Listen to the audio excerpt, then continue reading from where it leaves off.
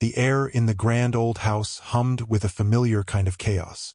Laughter echoed from the sun-drenched porch, the clinking of glasses chimed from the makeshift bar in the dining room, and the aroma of 100 different dishes mingled in the hallway, a fragrant tapestry woven from generations of family gatherings. For Sarah, these reunions were usually a comforting anchor in her otherwise predictable life. At 38, she had carved out a comfortable existence for herself as a librarian in a quiet corner of Ohio, a life filled with the comforting rustle of pages and the gentle murmur of readers. But this year felt different. There was a subtle undercurrent, a tension that she couldn't quite place, rippling beneath the surface of the usual familial warmth. She navigated the crowded living room, offering polite smiles to distant cousins and enduring the well-meaning but slightly intrusive questions from elderly aunts. Her husband, Mark, a kind and steady presence, was engrossed in a conversation about local politics with her uncle, his familiar chuckle a reassuring sound amidst the throng. They had been married for 10 happy years, their life together a picture of quiet contentment. Or so she had believed. The reunion was being held at the ancestral family home in upstate New York, a sprawling Victorian that had witnessed countless joys and sorrows over the decades. Its aged walls seemed to whisper stories, secrets held within the very grain of the wood. Sarah had always felt a strange pull towards this house, a sense of connection to the generations who had walked its creaking floors before her. Little did she know that this year, those whispers would become deafening roars, shattering the foundations of everything she thought she knew. Her mother, Eleanor, a woman whose smile could still light up a room despite the lines etched by time around her eyes, beckoned her over to a quieter corner of the garden. The roses were in full bloom, their vibrant colors a stark contrast to the anxious flutter in Sarah's chest. Eleanor held a faded photograph in her trembling hand, a picture that Sarah had never seen before. It showed two young girls, barely teenagers, their arms linked, their faces beaming with an almost identical joy. "Sarah," her mother began, her voice barely a whisper, "there's something I need to tell you, something I should have told you a long time ago." Sarah's heart pounded in her ears. Her mother's unusual solemnity sent a shiver of unease down her spine. She glanced at the photograph, her brow furrowing in confusion.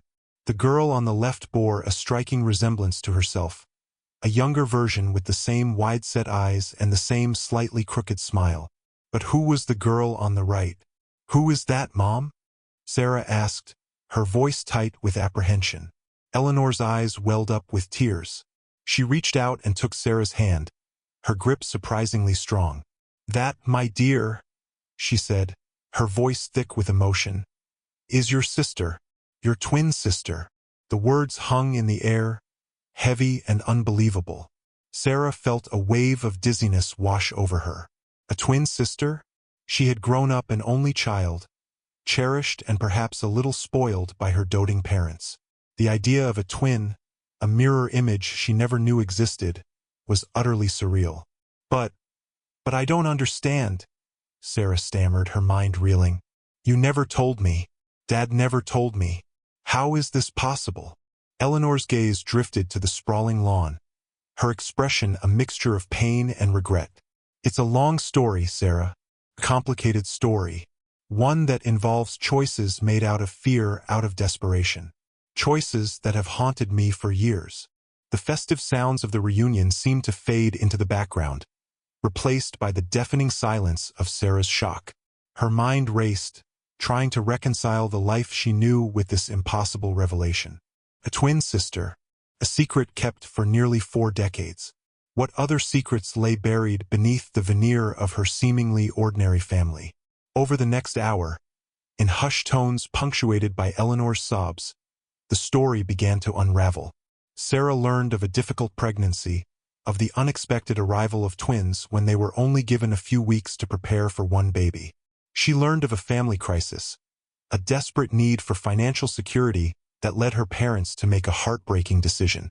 A wealthy couple, childless and eager for a family, had offered to adopt one of the twins. Eleanor confessed that in their panic and fear, they had convinced themselves that this was the best way to ensure both girls had a good life, albeit separately.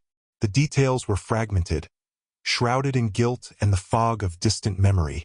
Eleanor spoke of hurried meetings, hushed phone calls, and the agonizing moment when they had to say goodbye to one of their newborn daughters.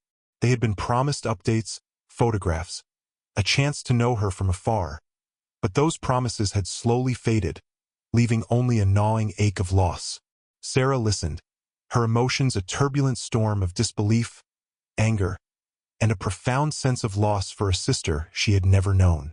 The image of the two young girls in the photograph, their innocent smiles mirroring each other, tore at her heart. She pictured her own childhood, filled with love and security, but now tinged with the knowledge that a part of her, a fundamental connection, had been missing. "Why now, Mom?" Sarah finally asked, her voice trembling. "Why tell me this now, after all these years?" Eleanor sighed, her shoulders slumping with the weight of her secret. "Your father, he passed away a few months ago. Before he died, he made me promise that I would tell you. He carried this guilt with him every day of his life, and he wanted you to know the truth, to have the chance to find her." The weight of her father's unspoken burden settled heavily on Sarah's heart. She thought of the countless conversations they had shared, the moments of laughter and quiet understanding, all now colored by this profound omission. Had he looked at her and seen the ghost of her missing twin? Had he carried the secret in his eyes? As the sun began to dip below the horizon, casting long shadows across the manicured lawn, Sarah held the faded photograph in her hand. Her own reflection seemed to stare back at her from the faded image of the girl on the left, a ghostly reminder of the sister she never knew.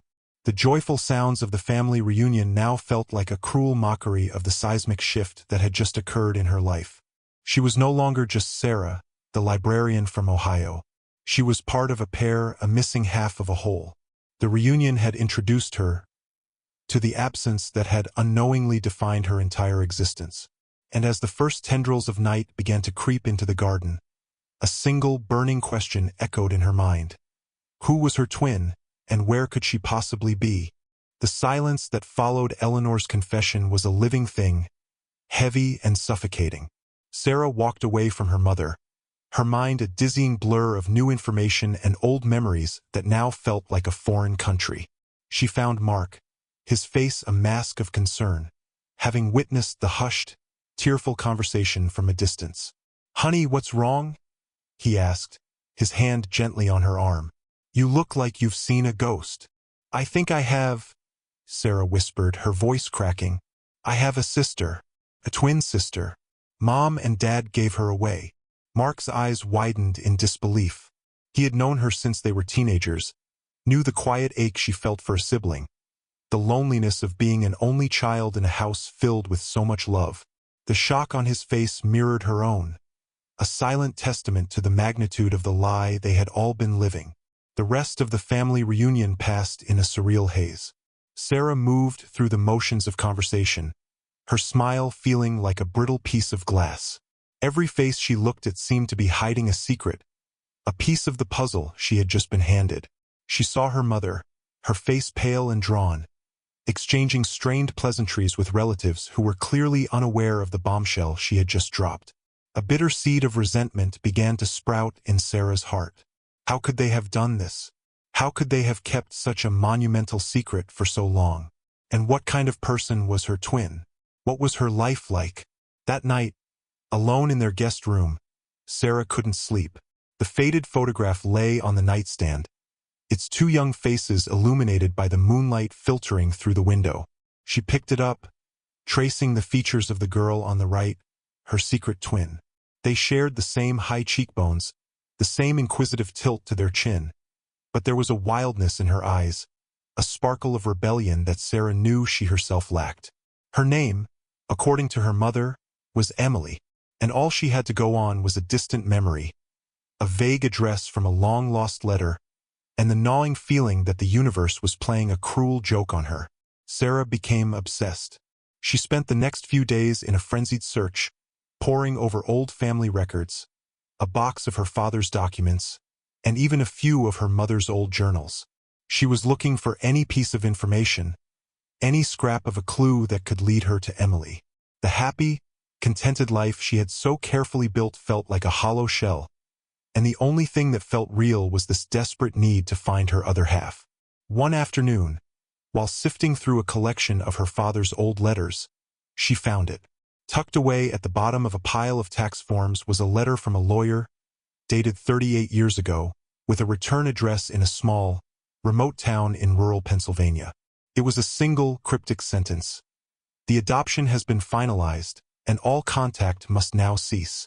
The letter was not signed, but the stationery had a logo she vaguely recognized from one of her father's business dealings. This was the first concrete lead she had. The first time the ghost of her sister felt real. The next day, without a word to her mother, Sarah and Mark packed the car and drove. They were heading to that small town, armed with nothing but a faded photograph and a lawyer's cryptic letter. The drive was tense and filled with 1,000 unasked questions. What if Emily didn't want to be found? What if she was a stranger, a woman with a completely different life, a different past?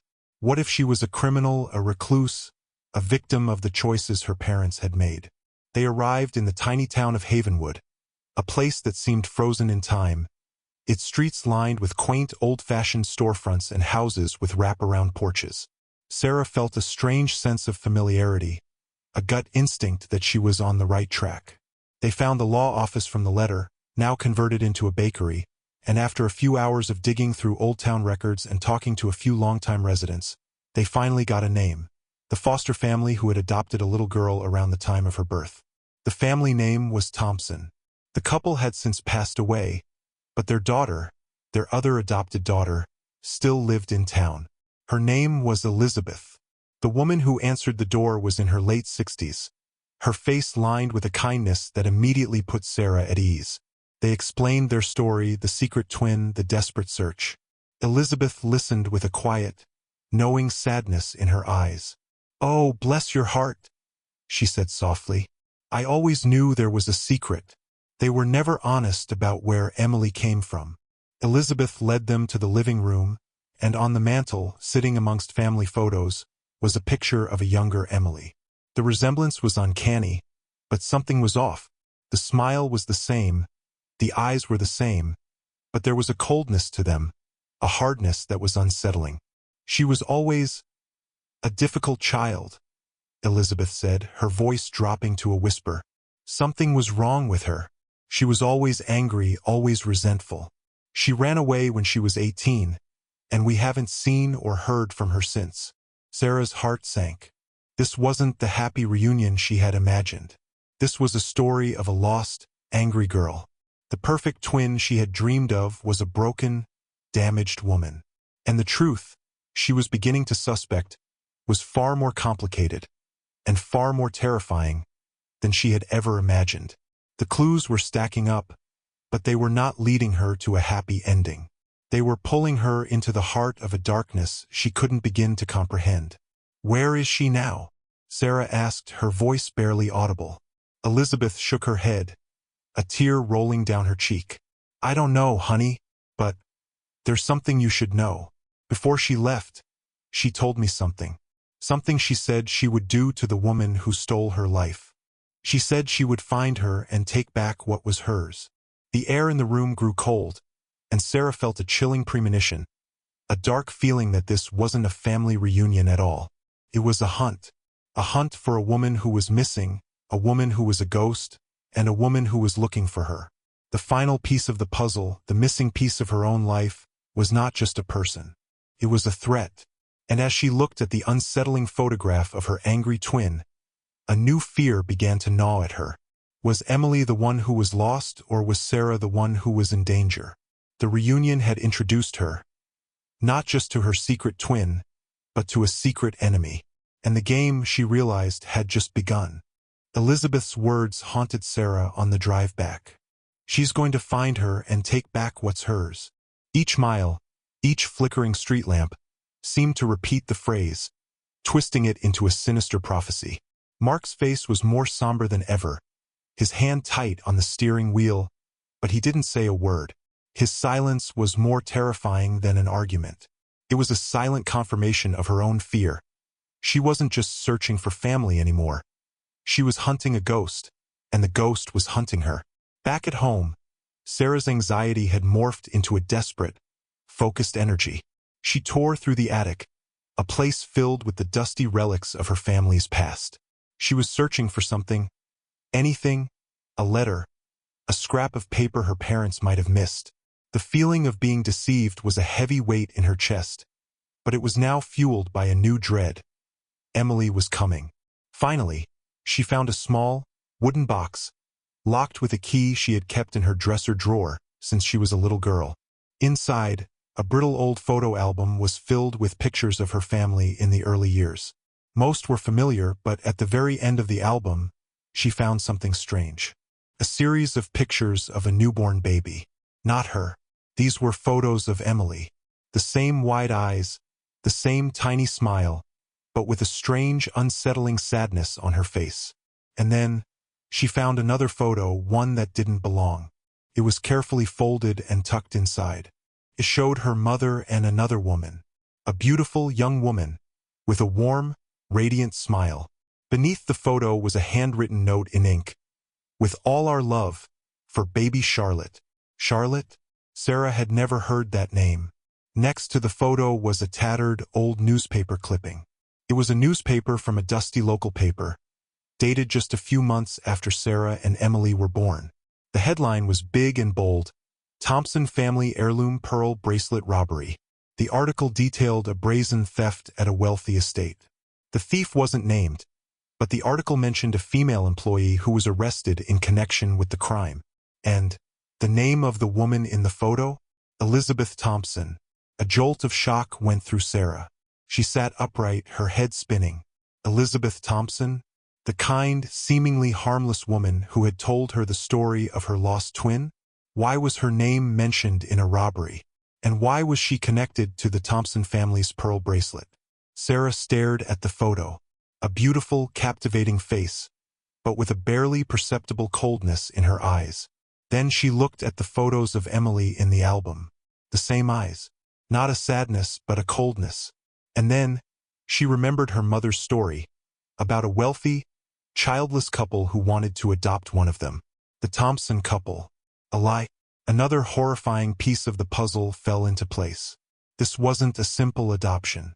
This was a transaction. A deal made in desperation. She remembered one tiny detail her mother had said during the first story. "We were promised a better life for both girls, even if they had to be separate." Sarah realized the horrifying truth was not that they had given away a daughter, but that they had sold her. Sold Emily to a wealthy family, in exchange for money to cover her father's failing business debts. But it wasn't just money. The pearl bracelet. Elizabeth Thompson. A robbery. A wave of dread washed over her. This wasn't just a heartbreaking secret. This was a crime. Emily, the adopted daughter of the Thompsons, might not have been a troubled child. She might have been a victim of a much larger scheme, a conspiracy that had been unfolding for decades. Suddenly, the doorbell rang, jarring Sarah from her thoughts. Her heart pounded in her chest. Who would be here at this hour? She looked out the window to see a sleek, black sedan parked in the driveway. No familiar cars. A chill ran down her spine. Sarah ran down the stairs and opened the door. Standing before her was a woman. Dark, straight hair, emerald green eyes, the exact same eyes as her own. The same small smile on her face. It was her and it wasn't. The face was harder, colder, but unmistakably the same. "Sarah," the woman said, her voice cold and smooth. "I finally found you." "Emily?" Sarah breathed. "That's right," Emily said, a cruel smirk on her lips. "And I'm here to take back what's mine." Sarah's blood ran cold. The pieces of the puzzle had all connected, but the truth was far more monstrous than she could have ever imagined. Elizabeth wasn't Emily's only foster sister. She was a close family friend who had helped her mother arrange the adoption and rename baby Emily to Charlotte. She had used Emily's identity to execute a robbery. She had framed Emily, an undocumented baby, to steal her foster parents' property. And here Emily, standing at her front door, was not a twin longing for a reunion. She was a woman who had been wronged, betrayed, and lied to. and she had come for revenge. The door had opened, but it wasn't an entrance to a family reunion. It was an entrance to a confrontation. Emily was not a ghost from the past. She was a present threat, a storm that had arrived, and Sarah, now armed with the terrible truth, was standing right in the eye of it. The reunion had introduced her, not just to her secret twin, but to a collision with a past she could no longer escape. The space between Sarah and Emily crackled with unspoken secrets and silent accusations. Sarah took a step back, her heart hammering against her ribs. She saw the pain in Emily's eyes, but it was overshadowed by a cold, searing resentment. "You came to take back what's yours?" Sarah whispered, her voice trembling. "What's yours?" "My life." Emily let out a short, hollow laugh. "Your life? You think I want your boring little life, Sarah? A life wrapped in our parents' lies? I don't want your life. I want what was taken from me." Emily stepped inside, her eyes scanning the room, from the family photos on the wall to the antique clock on the mantel. Each glance was a calculation and assessment. "Do you know anything about the Thompson family, Sarah?" Emily asked, her voice a dangerous whisper. "They weren't the loving, wealthy family you've been led to believe. They were criminals. They exploited a desperate mother to get a daughter, not out of love, but to cover up a robbery." The truth unspooled, bit by bit, like a melting glacier. Emily recounted her life, growing up in the Thompsons' fabricated wealth, who raised her with cold indifference and lessons in deception. They had trained her to be a thief, a con artist, using the false identity of Charlotte to cover up the real identity of Emily, who was conveniently lost after accidentally stealing the family's heirloom pearl bracelet. Elizabeth, her foster sister, was the mastermind, the one who used Emily's identity to execute the crime. "They told me our parents abandoned me," Emily said, her voice thick with bitterness. "That they didn't want a girl who ruined their lives. They told me that you were the chosen one. You were the one who was loved. I was just a disgusting secret they wanted to bury." Emily's pain had transformed into a ferocious hatred. She had spent her entire life searching for the truth, to prove her innocence, and to find the twin who had lived the life she should have had. But when she found Sarah, she didn't find love. She found betrayal. "I want nothing more than to show you what it feels like to have everything taken away," Emily said, her eyes burning. "Like that pearl bracelet, you were their treasure. You're the one thing I want to take. I want to show everyone that you are not who they think you are." Sarah realized that Emily didn't want money or fame. She wanted something far more devastating. She wanted to destroy Sarah's family's reputation, to rip off their facade, to expose their horrifying secret to the world. The revenge wasn't a theft. It was an unmasking, a war for dignity. "Emily," Sarah said, stepping closer, "I know you've been through so much, but we can fix this. We can tell the truth. Together." Emily laughed, a hollow, humorless sound. "Fix it? What makes you think you can fix what you helped create?" Suddenly, a phone rang, interrupting the conversation. Sarah looked at the screen. It was her mother. Emily smiled, a sly, knowing grin. "Do you want to answer it?" she whispered. "Tell her we're here. Together." The truth at last was exposed. Emily had gone to her mother's house first, revealing the truth. The mother fainted upon seeing Emily and was now being rushed to the hospital. Emily had come to find Sarah, not for personal revenge, but to show her the consequences of their family's deception. She wanted Sarah to witness the downfall of their family. The story had ended, but there was no happy ending for Sarah and Emily. Sarah found her twin, but their reunion was built on a ruin of lies and betrayal. Emily had finally gotten the truth, but it brought her no solace. Instead, it had made her bitter, vengeful, and lost. In the end, Emily left. Not with the pearl bracelet, not with wealth. She left with a warning that the truth will always find its way to the surface. That family reunion had changed Sarah's life forever. It taught her that the secrets we bury will eventually rise to the surface, and when we face them, we can never be the same person again. The secret of Sarah's twin sister had been exposed, but their story, written in pain and loss, was still unfinished. Perhaps only time can heal their wounds, and perhaps, one day, they can find forgiveness. And that's where our story ends. A story of family secrets, lies, and discovery. If this story made you curious and you want to learn more stories like this, remember to hit like and subscribe to our channel. And to not miss any future videos, don't forget to turn on the notifications. See you in the next story.